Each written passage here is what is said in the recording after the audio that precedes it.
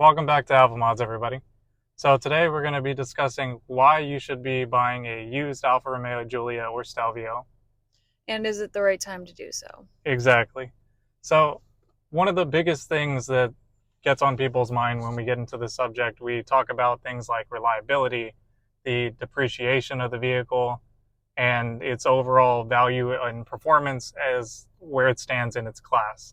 Now, the Giulia is one of those vehicles that just outperforms a lot of cars in its class, especially in the QV format, but also in the 2-liter.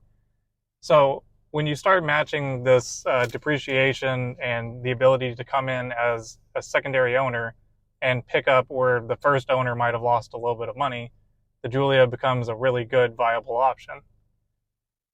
And that's why we want to talk about reliability. So we've had the car now, I want to say, for about a year-ish, a little bit over a year, right? What do you Yeah, a think? little bit over a year because we got Yeah. it last March, I Yeah, believe. and like I've said probably before in my other videos, it was a little bit of an emotional buy, would you say? Yeah, Yeah. definitely.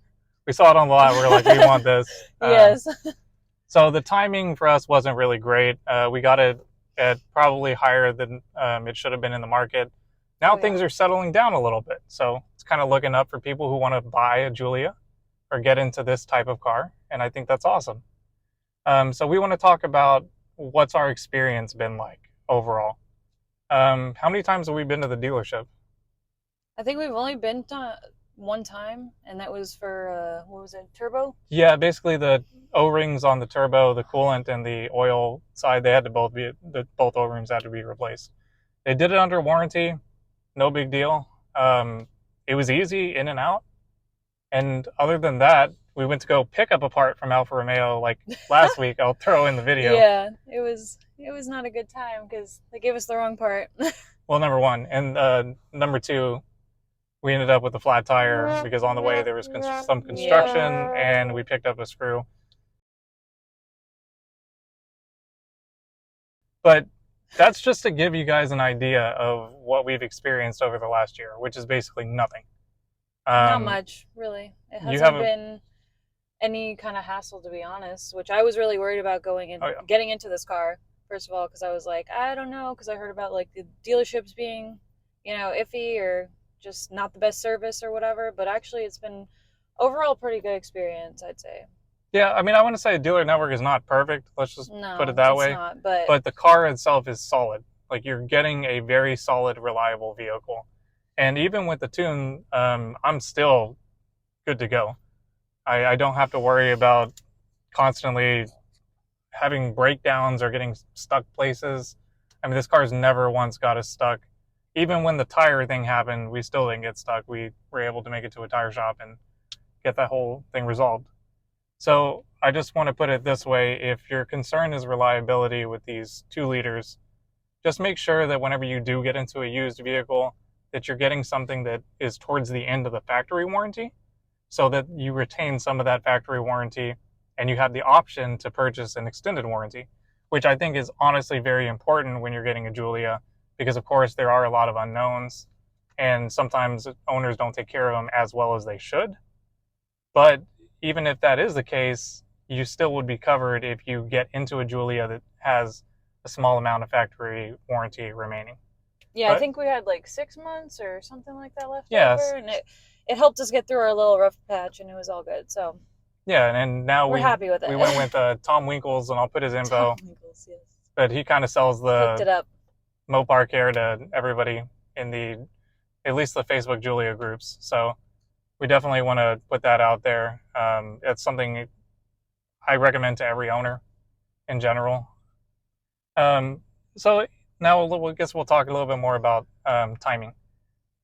This is a much better market than it was last year. Last year it was not very pleasant at all. So Nope. we're really We happy. overpaid for sure on our Giulia, Yeah, and that we're kind of happy to sucked. But say it's we good love for the you car. guys. Yeah. Was not that great for us last year, but at least we got to have the Yeah. experience of getting into, the Giulia. And, now that we're at this point, we've been modifying and it's been really nice.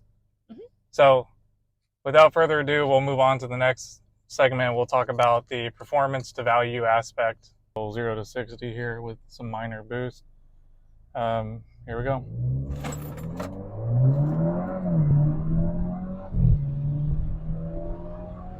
The performance in this thing. I mean, the Giulia is one of the best chassis out there. You're basically getting a supercar chassis because it's based on the Quattrofolio. Even with the 2 liter, you're still getting 0 to 60s in the sub 6 second mark. The Q4, it's supposed to be around 5.1. Even in hot weather, I've found that you can get some really good times without a tune. Um, the thing about this car that makes it so special is the handling. I mean, it's like precision, sharp, and you can really feel all the work and engineering that went into this car. I mean, Alfa had made something really special, and they made it enjoyable for the consumer. And I think that one of the best pieces of value that you're going to get from the Giulia is its performance in the price range, especially if you're looking at getting a used one. Now, with that being said, you can just continue to add on that with a tune. A lot of people want to go and say, well, add, downpipe, full exhaust, intake, and then tune it. But in all reality, from what we've seen on the Giulia forums and the posted 1/4 fast list, some of the fastest people out there literally just have a tune and exhaust. That's about it. And there's plenty of companies out there that can aid you with the tune. If you want something simple, go with the JB4, maybe a Madness Max Power Pro. And if you want to go up into the more serious tunes, you have Squadra, which I recommend heavily. I always have Jason at Afismo sells it. They do an excellent job providing a great product. Stefan from Squadra Tuning is the person that does the tuning. So you can get, a car that doesn't cost very much money with the tune, getting 0 to 60s in the 4 second range. I mean, mid-second, 4 second range. And it's been proven with draggy times. Fast for Alfa was putting down, I believe, like somewhere around a 12.3. So when you're looking at getting a used Giulia, especially now in the market, the prices have kind of dropped and things are kind of looking a little bit better. You're able to get a car for maybe $22,000, $23,000 that's going to be able to outperform quite a few other cars. Especially if you don't mind going back a little bit and getting like an 18 or a 19 or even a 20. I mean, if you could find a 20, that's probably your best bet for a lot of different reasons. But performance-wise, you're still going to be getting the same thing out of an 18 or a 17 that you are out of a 20. So keep that in mind when you're looking for a used Giulia. If you don't really care too much about, for example, the touchscreen and the additional tech, then definitely consider an 18, a 19, because they're going to have great value. And if you can get one with low enough mileage, it's the perfect bang for your buck for performance. I mean, just being able to get into a car that has looks like this for the price range is pretty incredible, especially when you compare like other competitors. If you're going to be going into the $18,000, $19,000 range, especially if you're getting like a 2018 or 17 with decently high mileage, maybe 30, 40,000, you're going to be at the same entry point as like a 328i or, well, the now 330, or an Audi A4. So it's like when you're getting something, you're really getting something special and unique aesthetically with this Giulia as well. I really wanted to just point that out, how nice this car really is. Because if I walked up and presented this to somebody, I don't think that they would be thinking it's in the price range that it actually is. And I've had that happen a lot with this car. Family being like, oh my God, you spent so much money, but it's like, not really. It's just a matter of getting it at a good price. And there's tons of deals to be made now. So basically, one of the biggest reasons why you would be interested in buying an Alfa Romeo Giulia used instead of new, if you're already interested in the brand or the car as a whole, is basically the depreciation. Unfortunately for these cars here in the United States, they have not been back long enough to establish or retain a lot of their value. So what ends up happening is you buy a car new for $50,000. Let's just say you go get a brand new Veloce. or a competizione, and you're expecting it to hold that value, and it's just not.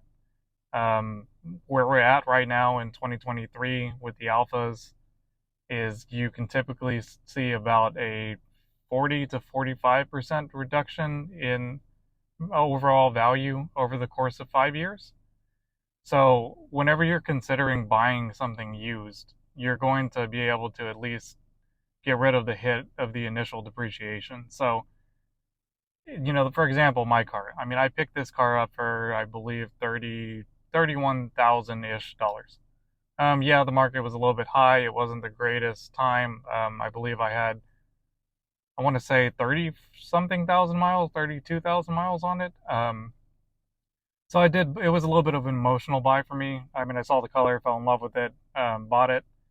But what I did save on was that 20 grand loss of depreciation over the course of that 4 years of the previous owner. So that was a really good thing for a used buyer. And I think for anybody who's potentially looking to buy an Alfa Romeo Giulia used or Stelvio used, I would definitely look into trying to get one that's already taken its initial depreciation hit.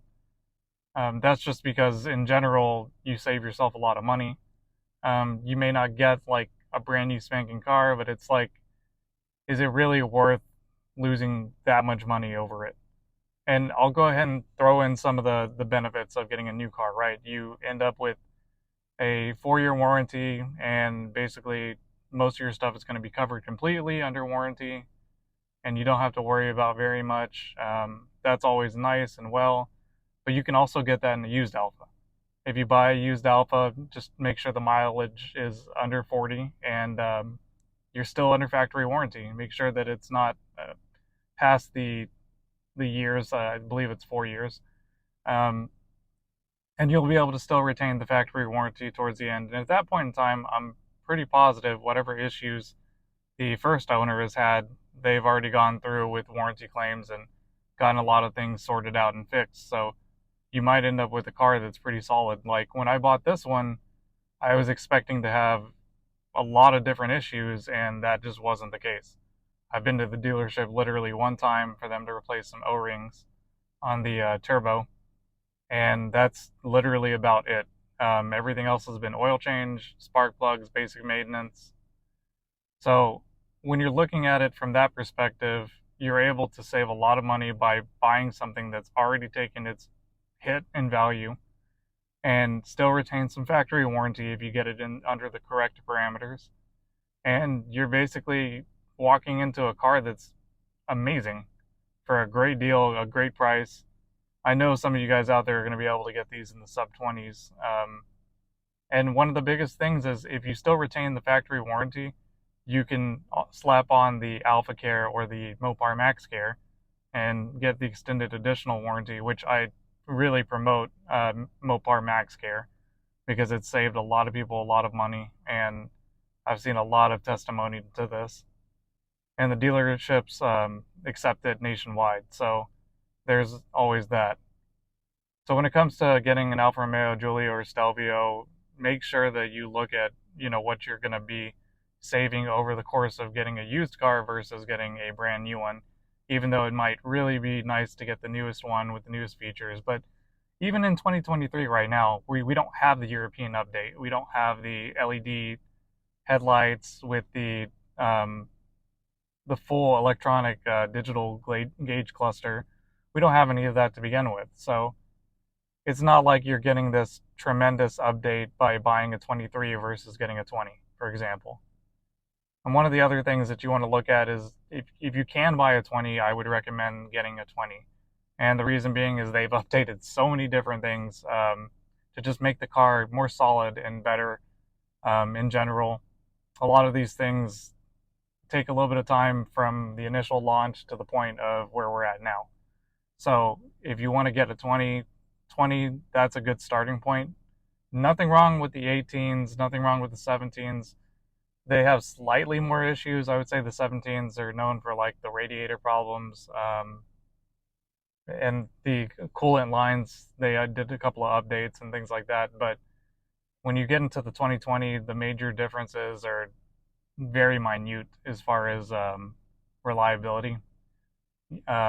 It is a little bit more of a reliable car, I would say, but I would look into getting a 2020 if possible. And overall, you get rid of that initial hit of depreciation, you walk into a great car, you get a great deal.